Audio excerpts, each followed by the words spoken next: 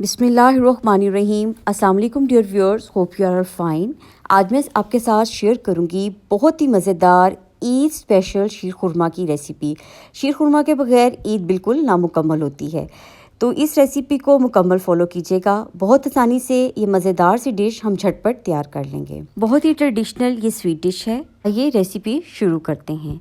सबसे पहले एक कढ़ाई में मैंने 2 खाने के चम्मच देसी घी लिया है। आप भी देसी घी ही शामिल कीजिएगा। इसके बाद मैंने बादाम और काजू को बारीक काट लिया था।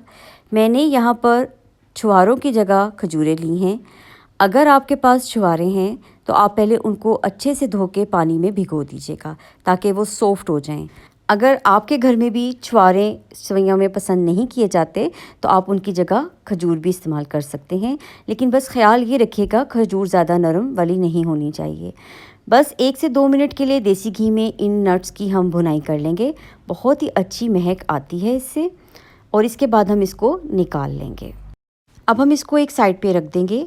कढ़ाई में 1 चम्मच देसी घी के साथ मैंने सेवइयाँ डाली हैं और इसको बस हम 1 मिनट के लिए रोस्ट कर लेंगे। ये अमल इसलिए ज़रूरी है कि अगर सेवइयों में कोई नमी है तो वो ख़त्म हो जाए। इससे ना सिर्फ इसकी नमी ख़त्म होगी बल्कि सेवइयों का फ्लेवर भी बहुत ज़्यादा इन्हेंस होगा। अब इसको 1 से 1.5 मिनट अच्छे से भुनाई करने के बाद हमने निकाल लेना है, लेकिन भुनाई करते वक्त आपने मुसलसल चम्मच चलाना है। हमने इसका बहुत ज़्यादा डार्क कलर नहीं करना, बस इसमें मौजूद नमी को ख़त्म करना है और इसकी एक अच्छी सी भुनी हुई सेवइयों की महक आ जाएगी तो हम इसको निकाल लेंगे। अब कढ़ाई में 1.5 लीटर दूध शामिल करें और दूध को एक उबाल आने तक अच्छे से आपने पका लेना है।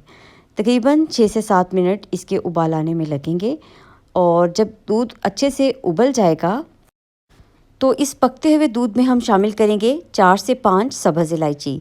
सब्ज़ इलायची बहुत अच्छा इसको खुशबू देती है, आपने ये ज़रूर शामिल करनी है। अगर आपके पास इलायची पाउडर है तो आप वो भी शामिल कर सकते हैं।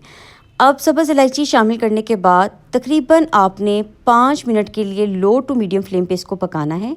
किशमिश को मैंने अलग कर लिया है और बाकी नट्स को अलग कर लिया है। इस टाइम पे बाकी नट्स हम इस दूध में शामिल कर देंगे और इसको 5 से 7 मिनट के लिए लो से मीडियम फ्लेम पर पकाएंगे। इसके बाद हम इसमें भुनी हुई सेवइयाँ शामिल करेंगे और सेवइयों के साथ जो कोकोनट का पाउडर है वो भी शामिल कर देंगे और इसके बाद हम इसमें चीनी भी शामिल कर लेंगे। बस इन तमाम अज़्ज़ा को आपने 15 मिनट के लिए लो से मीडियम फ्लेम पे पकाना है। मज़ेदार सा शीर खुरमा तैयार हो जाएगा। वक्तन फ़क्तन आप इसमें चम्मच चलाते रहें और इसको आप 15 मिनट के लिए पका लें। 15 मिनट के बाद आप इसकी कंसिस्टेंसी चेक कर सकते हैं। इतना ज़बरदस्त सा इसका टेक्सचर बना है। आपने इसको बहुत थिक नहीं करना, ये थिक सेवइयाँ नहीं होती, बस इनकी कंसिस्टेंसी ऐसे ही होती है। अगर आप इसको चूल्हे पे ही ज़्यादा गाढ़ा कर लेंगे तो ठंडा होने के बाद ये बहुत ज़्यादा गाढ़ी हो जाएंगी, बहुत ज़्यादा थिक सी बन जाएंगी। तो आपने इसकी कंसिस्टेंसी ऐसी ही रखनी है। अब एक बाउल में हम अपनी सेवइयाँ निकाल लेंगे। किशमिश जो हमने अलग रखी हुई थी इस टाइम पे वो भी शामिल कर देंगे। किशमिश इसलिए पहले शामिल नहीं की क्योंकि ये अंगूर से बनती है और अंगूर में एसिड होता है। अगर आप इसको डायरेक्ट दूध में शामिल कर देंगे गर्म दूध में तो दूध के फट जाने का डर होता है। तो देखिए यहाँ कितना ज़बरदस्त सा टेक्सचर तैयार हुआ है।